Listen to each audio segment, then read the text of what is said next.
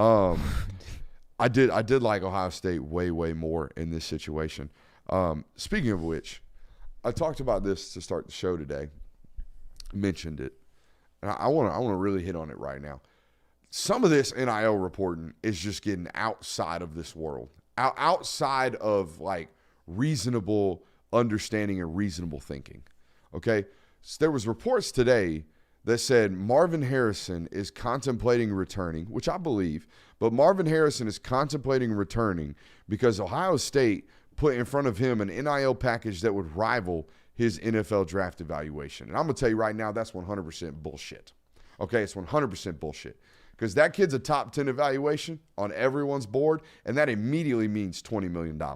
And I'm here to tell you right now, I know they're ranked number 2 on recruiting services. I'm here to tell you right now, if Ohio State had $20 million to give one individual player for one individual season, they would not be second on the recruiting rankings right now. They'd be number 1 by a goddamn mile. They would be dog walking people on the recruiting trail. You know why? Because they got $20 million for one football player. It's not fathomable. And if it doesn't make sense, it probably isn't true. All right, and this idea that somebody is going to pay one individual football player in college football $20 million, if that is the case, then the head football coach is a liar, because I'm like 12 months removed from coming on this network and telling you Ryan Day thinks his roster cost him $13 million a year. So one player is worth 20, according to reports today out of Ohio, but the whole roster, according to the head football coach, is only worth $13 million. So where are any of these things aligning? They are not, which means the reporting is probably false. So please be very careful when you're out here like, ooh, they got enough. No, they don't.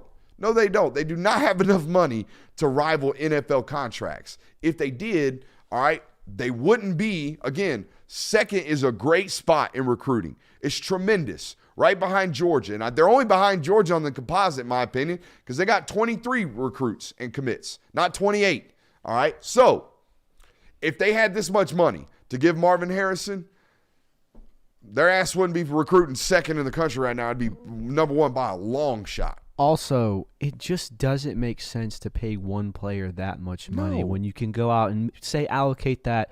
Say a really, really good college football player is $4 million. That's 5 players right there. Yeah. You had Marvin Harrison last year, and as good of a player as he was, as great of an X factor as he was at the wide receiver position, you are still out of the playoff because of that. What is bringing him back going to do?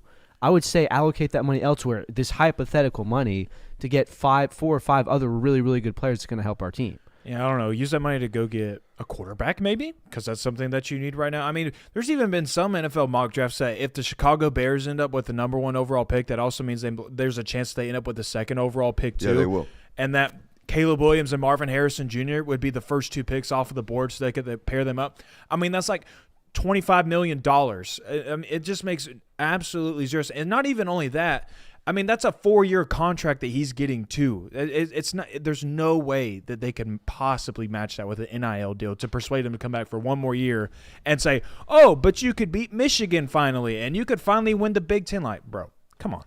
No, I do believe some of that stuff pulls at your heartstrings when you're a college football player, but so does $25 million.